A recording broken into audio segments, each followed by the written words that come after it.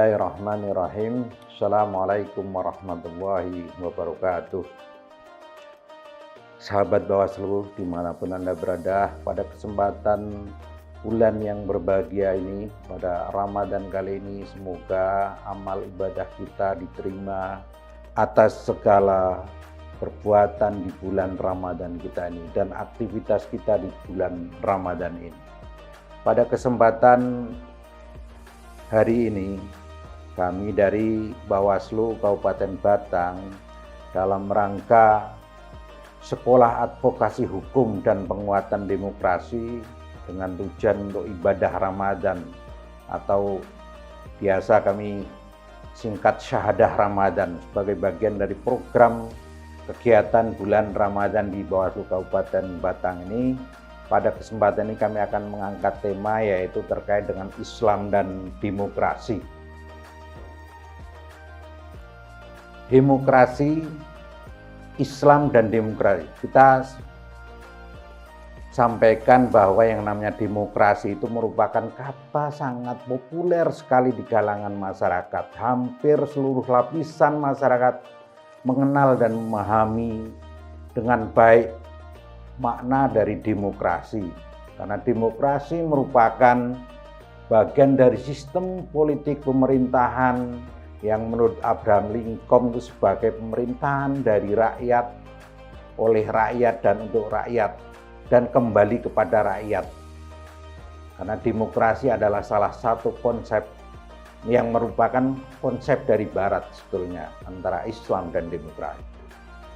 Dan demokrasi masuk pada hasanah pemikiran Islam pada abad sekitar 19 karena dianggap mempunyai nilai-nilai baik bagi kehidupan dan tidak bertentangan dengan nilai-nilai Islam. Oleh karena itu mereka berusaha mencari padanan kata demokrasi dengan ajaran-ajaran Islam. Lalu dalam Islam ditemukan ada istilah yang namanya Asyura wa amruhum syuram bainahum, asyura atau bermusyawarah. Sebetulnya dalam wacana kajian-kajian tentang hubungan Islam dan demokrasi terdapat 3 pendapat yang ditemukan oleh pemikir-pemikir terdahulu dan tokoh-tokoh Islam yang berhubungan dengan Islam dan demokrasi. Pertama yaitu pendapat yang mengatakan bahwa tidak ada pemisahan antara Islam dan demokrasi. Karena demokrasi adalah inherent atau bagian integral dari Islam. Itu pendapat yang pertama. Sementara yang kedua adalah antara Islam dan demokrasi memiliki hubungan yang saling bertentangan. Mungkin bisa dikatakan pendapat yang Islam garis keras, yaitu bertentangan antara Islam dan demokrasi. Sementara pendapat yang ketiga adalah hubungan Islam dan demokrasi, kelompok ketiga ini tidak menerima sepenuhnya dan tidak menolak sepenuhnya antara hubungan Islam dan demokrasi. Dan polemik pemikiran kemudian dianalisis, dikaji, lanjut disesuaikan dengan konteks budaya masyarakat Indonesia. Karena sebagaimana kalau menurut ahli, terutama ahli Barat ya, dalam demokrasi itu seperti Joseph Schumpeter, bahwa demokrasi adalah suatu perencanaan institusional untuk mencapai keputusan politik di mana individu-individu memperoleh kekuasaan untuk memutuskan cara perjuangan kompetitif atas suatu rakyat. Itu menurut Joseph Schumpeter. Sedang menurut Sidney Hope dalam ensiklopedia Amerika mendefinisikan demokrasi sebagai suatu bentuk pemerintahan di mana keputusan-keputusan pemerintah yang penting secara langsung maupun tidak langsung didasarkan pada kesepakatan mayoritas yang diberikan secara bebas dari rakyat. Sedang menurut Philip Smeaton dan Terry Langkiel, demokrasi adalah suatu sistem pemerintahan di mana pemerintahan dimintai pertanggungjawaban atas tindakan-tindakan mereka pada wilayah publik oleh warga negara yang bertindak secara tidak langsung melalui kompetisi kerjasama dengan wakil mereka yang dipilih. Kita ketahui sahabat Bawaslu dan bahwa alam demokrasi, alam tradisi barat, demokrasi didasarkan kepada penekanan bahwa seharusnya menjadi pemerintah bagi dirinya sendiri dan wakil rakyat seharusnya menjadi pengendali yang bertanggung jawab atas tugasnya. Karena alasan inilah maka lembaga legislatif di dunia barat menganggap sebagai pionir dan garda terdepan demokrasi. Lembaga legislatif benar-benar menjadi wakil rakyat dan berfungsi sebagai agen rakyat yang aspiratif dan distributif. Ini demokrasi ala barat, yang jelas tradisi barat. Nah, sedangkan keterwakilan demokrasi, dalam demokrasi, keberadaan wakil rakyat didasarkan atas pertimbangan bahwa tidak mungkin semua rakyat dalam suatu negara mengambil keputusan karena jumlahnya yang terlalu besar. Oleh sebab itu kemudian dibentuk yang namanya Dewan Perwakilan. Nah, di sini lantas prinsip amanah dan tanggung jawab atau istilah credible and accountable menjadi keharusan bagi setiap anggota dewan. Sehingga jika ada tindakan pemerintah yang cenderung mengabaikan hak-hak sipil dan hak-hak politik rakyat, maka harus segera ditegur. Itulah perlunya perwakilan rakyat yang kuat untuk menjadi penyeimbang dan kontrol pemerintah. Demokrasi ala Islam, sedangkan demokrasi ala Islam dengan doktrin jelas yaitu amar ma'ruf nahi mungkar.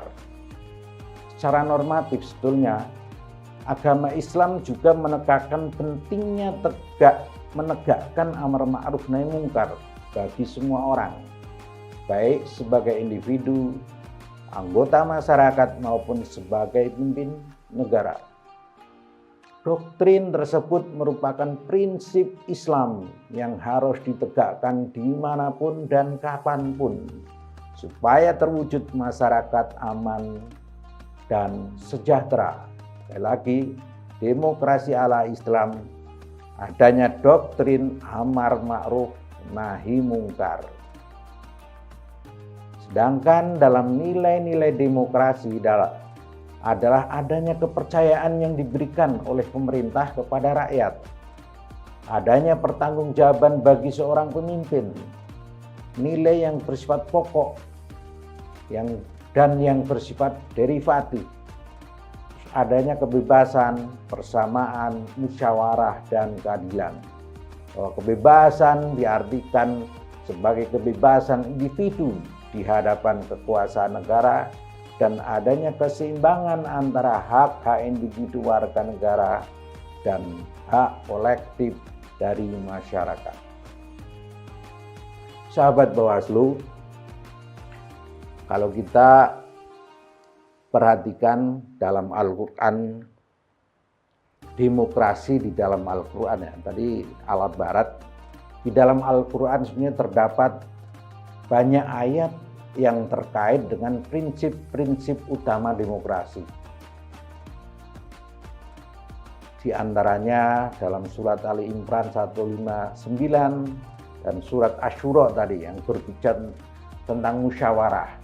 Terus ada surat Al-Maidah ayat 8, dalam Asyura ayat 15 tentang keadilan, Al-Hujurat ayat 13 tentang persamaan, An-Nisa tentang amanah, dan Ali Imran tentang kebebasan mengkritik.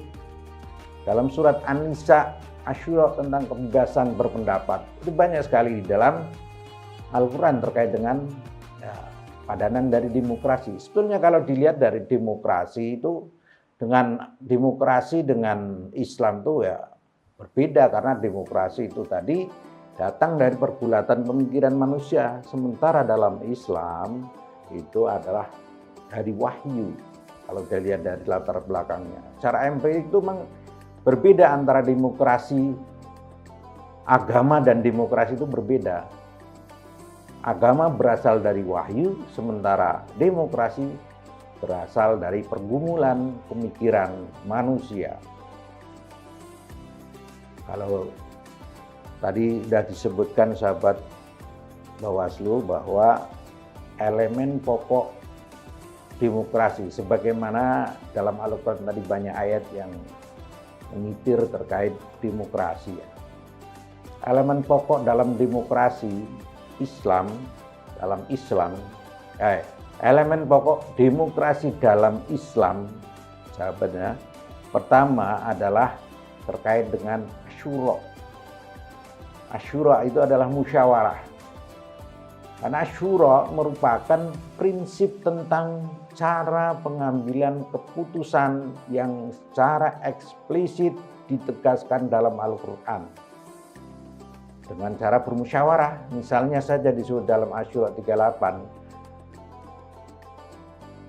dan urusan mereka diselesaikan secara musyawarah di antara mereka. Wa amruhum syuram bainahum.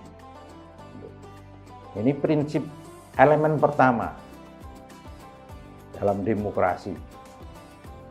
Terus yang kedua dalam surat Ali Imran ayat 159 yang dinyatakan, dan bermusyawarahlah dengan mereka dalam urusan itu. Ini contoh terkait dengan musyawarah.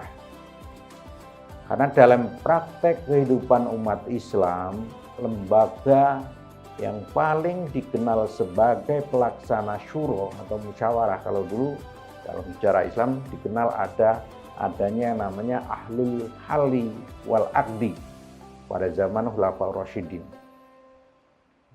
bermusyawarah. Dan lembaga ini menyerupai tim formatur yang bertugas memilih kepala negara atau khalifah pada zaman dulu. Musyawarah sangat diperlukan sebagai bahan pertimbangan dan tanggung jawab bersama dalam setiap mengeluarkan sebuah keputusan. Karena setiap keputusan yang dikeluarkan oleh pemerintah akan menjadi tanggung jawab bersama. Sikap musyawarah juga merupakan bentuk dari pemberian penghargaan terhadap orang lain karena pendapat-pendapat yang disampaikan menjadi pertimbangan bersama. Begitu penting arti musyawarah dalam kehidupan bermasyarakat, berbangsa maupun bernegara. Makanya sehingga Nabi sendiri juga menyerahkan musyawarah kepada umatnya. Itu pertama terkait dengan elemen dasar demokrasi dalam Islam. Terus yang kedua adalah al-adalah, keadilan. Al-adalah atau keadilan. Artinya dalam menegakkan hukum termasuk rekrutmen dalam berbagai jabatan pemerintahan harus dilakukan secara adil dan bijaksana. Tidak boleh adanya kolusi, nepotisme, dan lain-lain sebagainya. Dan arti penting dalam penegakan keadilan dalam sebuah pemerintahan ini ditegaskan oleh Allah dalam beberapa ayat, antara lain dalam surat An-Nahl 90. Sesungguhnya Allah menyuruh kamu berlaku adil dan berbuat kebajikan, memberi kepada kaum kerabat, dan Allah melarang berbuat keji, kemungkaran, dan permusuhan. Ini dalam An-Nahl 90. Kita harus bisa berlaku adil. Banyak lagi di dalam surat Asyura 15, Al-Maidah, dan surat An-Nisa 58 itu ada terkait dengan sikap al-adalah ini. Terus yang selanjutnya adalah sahabat Bawaslu bahwa ajaran tentang keharusan mutlak melaksanakan hukum dengan adil tanpa pandang bulu ini banyak ditegaskan dalam Al-Quran. Al-Quran bahwa disebutkan sekalipun harus menimpa kedua orang tua kita sendiri atau kerabat, kita harus bisa melakukan adil, berlaku adil, menerapkan keadilan ini. Bahwa Nabi juga pernah bersabda menegaskan bahwa kehancuran suatu bangsa terdahulu misalnya ialah dikarenakan jika orang kecil melanggar pasti dihukum. Sementara bila yang melanggar itu orang-orang besar atau orang-orang kaya, maka dibiarkan hukum itu berlalu. Sahabat Bawaslu, saya kira untuk syahadah kali ini, karena ini terlalu panjang, nanti bisa dilanjutkan pada pertemuan-pertemuan selanjutnya terkait dengan elemen demokrasi, pokok elemen demokrasi dalam Islam. Tadi sudah kami sampaikan, yang pertama adalah asyura, yang kedua adalah al-adalah. Baru dua ini. Untuk selanjutnya kita akan sambung pada pertemuan-pertemuan yang akan datang.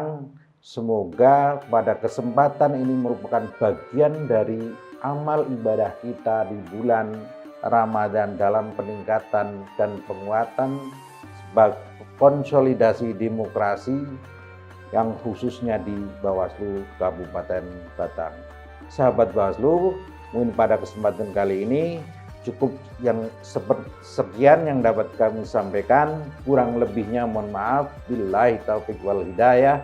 Wassalamualaikum warahmatullahi wabarakatuh.